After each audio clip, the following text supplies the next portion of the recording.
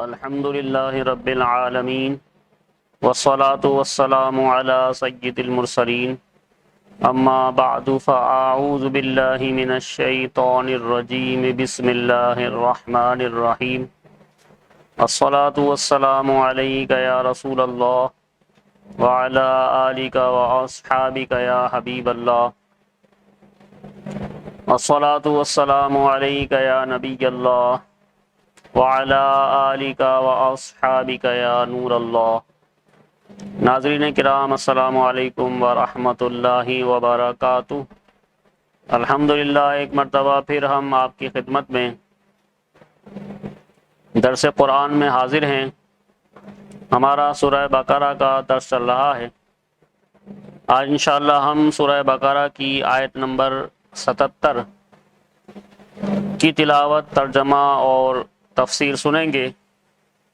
آئیے قرآن مجید کی اس آیت کریمہ کی آیت نمبر 67 اور 77 معاف کیجیے گا 76 اور 77 کی تلاوت سنیں گے۔ اللہ تبارک و تعالی ارشاد فرماتا ہے: اعوذ باللہ من الشیطان الرجیم، بسم اللہ الرحمن الرحیم۔ وَإِذَا لَقُوا الَّذِينَ آمَنُوا قَالُوا آمَنَّا وَإِذَا خَلَا بَعْضُهُمْ إِلَى بَعْضٍ قَالُوا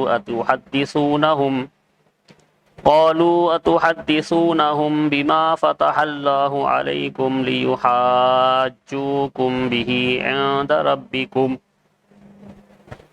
أَفَلَا تَعْقِلُونَ اولا يعلمون ان اللہ يعلم ما يسرون وما يعلنون صدق اللہ مولانا العظیم۔ ان آیات کا ترجمہ ہے: اور جب یہ مسلمانوں سے ملتے ہیں تو کہتے ہیں کہ ہم ایمان لا چکے ہیں، اور جب آپس میں اکیلے ہوتے ہیں تو کہتے ہیں کیا ان کے سامنے وہ علم بیان کرتے ہو جو اللہ نے تمہارے اوپر کھولا ہے، تاکہ اس کے ذریعے یہ تمہارے رب کی بارگاہ میں تمہارے اوپر حجت قائم کریں۔ کیا تمہیں عقل نہیں؟ کیا یہ اتنی بات نہیں جانتے کہ اللہ جانتا ہے جو کچھ وہ چھپاتے ہیں اور جو کچھ ظاہر کرتے ہیں۔ اس آیت کا آغاز آیت نمبر 76 کا وَإِذَا لَقُوا سے ہوا، اور جب وہ ملتے ہیں۔ حضرت عبداللہ ابن عباس رضی اللہ عنہما فرماتے ہیں اس آیت کریمہ کی تشریح میں، یہودی منافق جب صحابہ کرام رضی اللہ عنہم سے ملتے تو ان سے کہتے کہ جس پر تم ایمان لائے اس پر ہم بھی ایمان لائے، تم حق پر ہو اور تمہارے آقا محمد مصطفیٰ صلی اللہ علیہ وسلم سچے ہیں، ان کا قول حق ہے۔ ہم ان کی نعت وصف اپنی کتاب توریت میں پاتے ہیں۔ جب یہ اپنے سرداروں کے پاس جاتے تو وہ ان منافقوں کو ملامت کرتے ہوئے کہتے، کیا تم مسلمانوں کے سامنے ان کے آقا محمد مصطفیٰ صلی اللہ علیہ وسلم کے بارے میں وہ باتیں بیان کرتے ہو جو اللہ تعالیٰ نے تمہاری کتاب میں بیان فرمائی ہیں، تاکہ وہ اس کے ذریعے دنیا و آخرت میں تمہارے اوپر حجت قائم کر دیں، جبکہ ہمارے آقا محمد مصطفیٰ صلی اللہ علیہ وسلم کا نبی برحق ہونا تمہاری کتابوں میں موجود ہے، تو تم نے ان کی پیروی کیوں نہ کی؟ یعنی یہ مسلمان حجت قائم کر سکتے ہیں کہ جب ہمارے آقا صلی اللہ علیہ وسلم کی شان و صفات تمہاری کتاب میں موجود تھی تو پھر تم نے ان کی اتباع کیوں نہ کی؟ تو یہودی سردار کہتے تو تم نے ان کی پیروی کیوں نہ کی؟ اس طریقے سے وہ تم پر حجت قائم کریں گے۔ کیا تمہیں عقل نہیں کہ تمہیں یہ کام نہیں کرنا چاہیے؟ اپنے یہودیوں کو کہتے۔ اس سے معلوم ہوا کہ حق پوشی اور سرکار دو عالم صلی اللہ علیہ وسلم کے اوصاف کو چھپانا اور ان کے کمالات کا انکار کرنا یہودیوں کا طریقہ ہے۔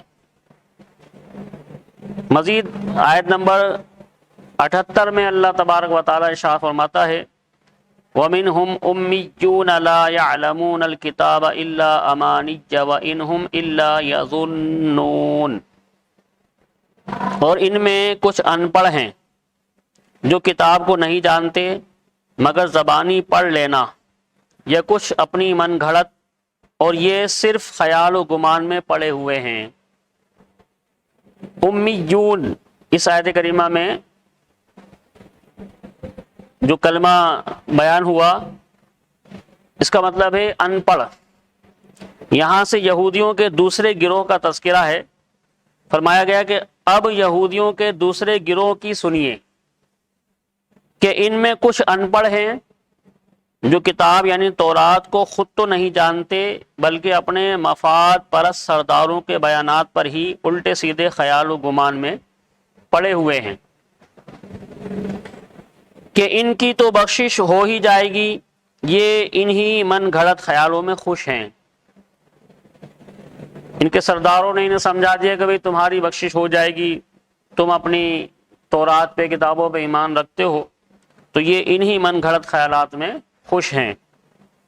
مزید آیت نمبر 79 میں اللہ تبارک و تعالی ارشاد فرماتا ہے فَوَيْلٌ لِّلَّذِينَ يَكْتُبُونَ الْكِتَابَ بِأَيْدِيهِمْ ثُمَّ يَقُولُونَ هَٰذَا مِنْ عِندِ اللَّهِ لِيَشْتَرُوا بِهِ ثَمَنًا قَلِيلًا فَوَيْلٌ لَّهُم مِّمَّا كَتَبَتْ أَيْدِيهِمْ وَوَيْلٌ لَّهُم مِّمَّا يَكْسِبُونَ۔ تو بربادی ہے ان لوگوں کے لیے جو اپنے ہاتھوں سے کتاب لکھتے ہیں پھر کہتے ہیں یہ خدا کی طرف سے ہے کہ اس کے بدلے میں تھوڑی سی قیمت حاصل کر لیں، تو ان لوگوں کے لیے ان کے ہاتھوں کے لکھے ہوئے کی وجہ سے ہلاکت ہے، اور ان کے لیے ان کی کمائی کی وجہ سے تباہی و بربادی ہے۔ فوائل تو بربادی ہے۔ جب سرکار دو جہاں صلی اللہ علیہ وسلم مدینہ طیبہ تشریف فرما ہوئے تو علماء توریت اور سرداران یہود کو کبھی اندیشہ ہو گیا کہ ان کی روزی جاتی رہے گی اور سرداری مٹ جائے گی، کیونکہ توریت میں حضور پر نور صلی اللہ علیہ وسلم کا حلیہ اور اوصاف مذکور ہیں۔ جب لوگ حضور اقدس صلی اللہ علیہ وسلم کو اس کے مطابق پائیں گے تو فوراً ایمان لے آئیں گے اور اپنے علماء اور سرداروں کو چھوڑ دیں گے۔ اس اندیشے سے انہوں نے توریت میں تحریف و تغیر یعنی تبدیلی کر ڈالی اور حلیہ شریف بدل دیا۔ مثلا توریت میں آپ صلی اللہ علیہ وسلم کے اوصاف یہ لکھے تھے کہ آپ صلی اللہ علیہ وسلم خوبصورت ہیں، بال خوبصورت، آنکھیں سرمگی، قد درمیانہ۔ اس کو مٹا کر انہوں نے یہ بتایا کہ وہ بہت دراز قد ہیں، آنکھیں کنجی یعنی چھوٹی چھوٹی، نیلی، بال الجھے ہوئے ہیں۔ یہی عوام کو سناتے، یہی کتاب الہی کا مضمون بتاتے، اور سمجھتے کہ لوگ حضور اکرم صلی اللہ علیہ وسلم کو اس کے خلاف پائیں گے تو آپ صلی اللہ علیہ وسلم پر ایمان نہ لائیں گے بلکہ ہمارے گرویدہ رہیں گے اور ہماری کمائی میں فرق نہ آئے گا۔ اس پر فرمایا گیا کہ بربادی ہے ان لوگوں کے لیے جو اپنے ہاتھوں سے تورات میں من گھڑت باتیں لکھتے ہیں اور پھر کہتے ہیں کہ یہ بھی خدا عز و جل کی طرف سے ہے، اور یہ اللہ کی کتاب میں تحریف صرف اس لیے کرتے ہیں کہ اس کے بدلے میں تھوڑی سی قیمت حاصل کر لیں، تو ان لوگوں کے لیے ان کے ہاتھوں کے لکھے ہوئے کی وجہ سے اور ان کی کمائی کی وجہ سے تباہی و بربادی ہے۔ اللہ تعالیٰ سے دعا ہے کہ وہ ہمیں قرآن تعلیمات کو سیکھنے سمجھنے کی توفیق عطا فرمائے۔